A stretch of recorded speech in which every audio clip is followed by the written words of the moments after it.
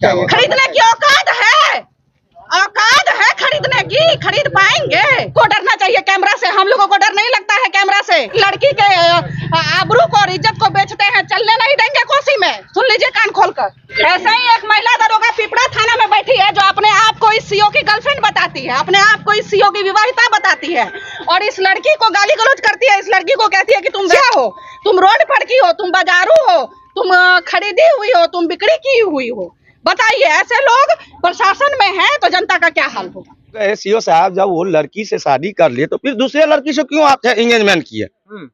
फिर एंगेजमेंट कर लिए। पिपरा की एक थाना अध्यक्षा है, इन्हीं की कास्ट का है।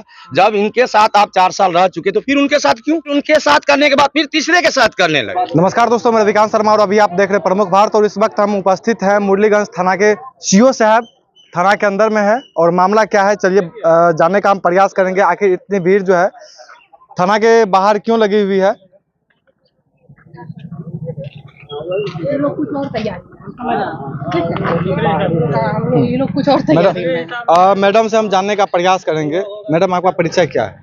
महिला सुरक्षा सेवा संगठन बिहार प्रदेश अध्यक्ष। आज जो है आप मुरलीगंज थाना के बाहर क्या कर रहे हैं और किस लिए हैं?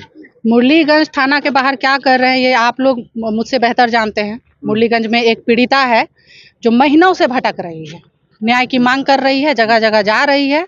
कोई भी ऐसा कार्यालय, कोई भी ऐसा थाना, कोई भी ऐसा ऑफिस नहीं बचा है जहां पर इन्होंने आवेदन नहीं दिया है, जहां पर इन्होंने गुहार नहीं लगाया है। तो इनका आवेदन 1 हफ्ते पहले मेरे भी कार्यालय में प्राप्त हुआ। उसी के काम के लिए हम लोग जो है यहाँ पर आए थे। यहाँ से ये जानकारी मिली कि सीओ साहब जो है यहाँ पर हैं, जन सुनवाई कर रहे हैं, तो हम लोग उनसे मिलने के लिए यहाँ आए थे। क्योंकि ये भी एक पीड़िता है, तो ये भी एक पीड़िता है, तो हम लोग चाहते थे कि जब वो पूरे जनता की, मधेपुरा मुरलीगंज के जनता की सुनवाई कर सकते हैं तो अपने घर की पीड़िता का क्यों नहीं कर सकते? यही हमारा कहना था। तो सीओ साहब जब यहाँ पे थाना के अंदर में बैठे हुए, ऑफिस में बैठे हुए, तो सीओ साहब क्या बोले? सीओ साहब कुछ नहीं बोले। लड़की बड़ा प्रेम से उनसे बात कर रही थी, ऐसे हाथ पकड़ के कि आखिर क्यों ऐसे कर रहे हैं। जाहिर सी बात है, 4 साल कोई कम वक्त नहीं होता है। 2-3 महीने का रिलेशनशिप होता है, उसमें तो इंसान पागल हो जाता है। तो इसको बोल रही थी तो उन्होंने बहुत ही गंदे तरीके से ऐसे करके हाथ को झटक दिया, जिसके बाद हम बोले कि नहीं, इस तरीके से किसी भी महिला को सरेआम बेइज्जत करना या ये सब करना सही नहीं है। वो भी आप अगर थाने के अंदर ऐसे कर रहे हैं तो बाहर आप क्या करते होंगे? उसके बाद इन लोगों का कहना था, थाना अध्यक्ष का कहना था कि 1 घंटे बाद मैडम आप बात कीजिए, 1 घंटे बाद ये सारा जो है काम खत्म हो जाएगा। तो हम लोग साइड हो गए, 1 घंटे का वक्त दिया उनको। लेकिन 1 घंटे के बाद इन्होंने मुझे अलग से अपने चैम्बर में बुलाया और बुलाकर कहने लगे, मतलब बात करने लगे कि आपसे अलग से बात कर रहे हैं, जो भी बात होगी हम लोगों के बीच में, ये सब तरीके से वो शुरू ही किए थे। जिसके बाद हम बोले कि नहीं, मुझे कोई बात नहीं करनी है। जिसके बाद वहाँ पे 2 अधिकारी बैठे हुए थे, उन्होंने तेवर से बात करी मेरे से। बोले ठीक है, जो भी बात है, हम लोग क्योंकि सामाजिक सोशल एक्टिविस्ट हैं तो हम सामाजिक स्तर से ही सोचेंगे। हम एक बेटी का घर बसाने आए हैं, हम एक बहन का घर बसाने आए हैं।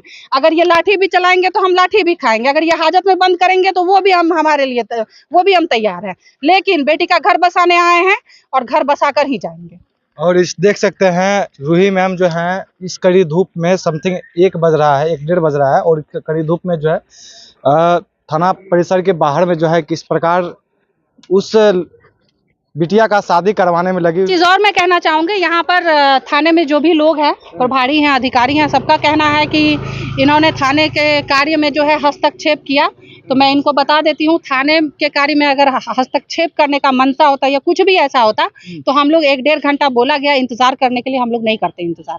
हस्तक्षेप तभी से शुरू कर देते, 2 घंटे पहले से ही हम लोग यहाँ पे बाहर में बैठे रहे, इंतजार करते रहे। इंतजार खत्म हुआ, उसके बाद सीओ साहब को बाकायदा यहाँ पे फोर्स बुला के संरक्षण दिया गया, जैसे कि हम लोग ही अपराधी हैं और वो बिल्कुल सफेद हैं। यही बात है, यही सारी चीजें हैं। ये देख सकते हैं किस प्रकार जो है पूरा मुरलीगंज को बर्बाद करके रख दिया है। आपका क्या परिचय है? मेरा नीलकमल नाम हुआ। क्या हुआ है यहाँ पे? अरे क्या बताए, एक सीओ साहब है यहाँ पे, मुरलीगंज आए हुए हैं। एक लड़की बहुत दिन से, वो लड़की जो है ना इनको बनाया है, पढ़ाती थी, इनके कोचिंग में पढ़ती थी। तो क्यूज यूज होता है वो हम लोग भी करते थे, पहले हम लोग भी करते थे। तो उसी दरमियान में वो दोनों का लव अफेयर हो गया। तो उसी समय में हमको पता चला जो ये लड़की शीतला माता के मंदिर में शादी कर चुकी है। उसके बाद ये लड़का का पोस्टिंग हो गया यहाँ मुरलीगंज, नया पोस्टिंग था। जो भी हो बेसी हम उतना नहीं जानते। तो हुआ तो इनको गए सीओ साहब, जब वो लड़की से शादी कर लिए तो फिर दूसरे लड़की से क्यों आप एंगेजमेंट किए? फिर एंगेजमेंट कर लिए। एक पिपरा की एक थाना अध्यक्षा है, इन्हीं की कास्ट का है। जब इनके साथ आप 4 साल रह चुके तो फिर उनके साथ क्यों? और फिर उनके साथ करने के बाद फिर तीसरे के साथ करने लगे। तो ऐसा सीओ को बहिष्कार किया जाता है हमारे तरफ से। बस हम भी एक पोस्टेड है, सरकारी जॉब करते हैं अभी। तो छुट्टी हुआ तो वहां से हम आए। तो मेरी मैडम चेयरमैन है यहाँ मुरलीगंज की, अध्यक्षता है ये म्यूनिसिपैलिटी के। तो ये बोले जो ऐसे बात है, हम महिला संघ के आए हैं कुछ, तो हम चलो वहाँ पे सीओ साहब से इस लड़की को मिला देते हैं। पीड़िता कहाँ गई है?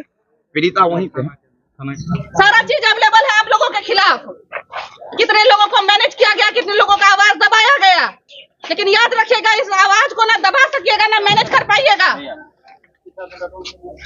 शर्मा नहीं चाहिए। आप भी एक महिला हैं, आपके साथ अगर ऐसा होता और रोड पर फेंक दिया जाता है आपको 4 साल यूज कर तो क्या बोलती आप? क्या बोलती? तेवर दिखा रहे हैं। 2 पुरुष बैठे, 3 पुरुष बैठे हुए हैं अंदर में उस सीओ साहब के साथ, और एक महिला थाना प्रभारी, और ये चारों मिलके मुझे तेवर दिखा रहे हैं कि मैडम देख लीजिए ये कैमरा है। अरे घुसखोरी आप करते हैं कि आपको डरना चाहिए कैमरा से। हम लोगों को डर नहीं लगता है कैमरा से। कैमरा से डरने की जरूरत आपको है, तब ना कैमरा चालू हुआ तो तुरंत बोले कि बंद कीजिए। पुलिस को मिली भगत से शोषण किया जा रहा है। मेरा पहचान चाहिए ना आपको, आप लीजिए ना पहचान।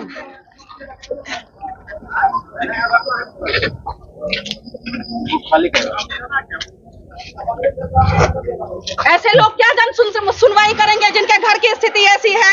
हाँ? जो 4 साल अत्याचार करके, दोहन करके एक लड़की को सड़क पर फेंक दिए हैं, वो क्या जन सुनवाई करेंगे? और आप लोग, जनता लोग ऐसे सीओ का बहिष्कार कीजिए। बहिष्कार है मैम, यहाँ से बहिष्कार कीजिए इस सीओ का। नहीं तो कुछ साल पहले भी एक अधिकारी ने ऐसा ही किया था, आज फिर किया है, फिर करेगा। इस सीओ का बहिष्कार कर रहे हैं हम लोग, फिर करेगा। जोरदार बहिष्कार कर रहे हैं, जोरदार बहिष्कार कर रहे हैं। अभी 1 घंटे पहले आप सबों के बीच में ये बात हुई है कि 1 घंटे बाद इनका काम खत्म हो जाएगा, उसके बाद आप लोग अपना पर्सनल मामला देख लीजिएगा। तो फिर अभी मुझे चैम्बर में क्यों बुलाया गया, ये मेरा सवाल है थाना अध्यक्ष से। तो फिर मुझे क्यों पूछा गया? मुझे क्यों नहीं, मुझे अभी बोला जा रहा है कि साइड में बैठकर बात कर लेते हैं। अरे क्या बात? खरीदने की औकात है खरीदने की, खरीद पाएंगे? मैनेज और कॉम्प्रोमाइज और इस पर लड़की के आबरू को और इज्जत को बेचते हैं, चलने नहीं देंगे कोसी में। सुन लीजिए कान खोलकर।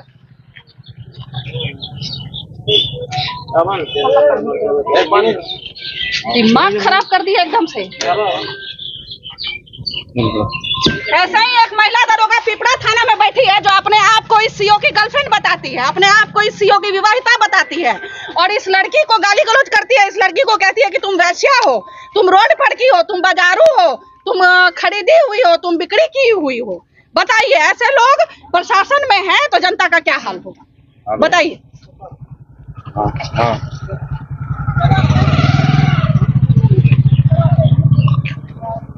ये काम खत्म हुआ।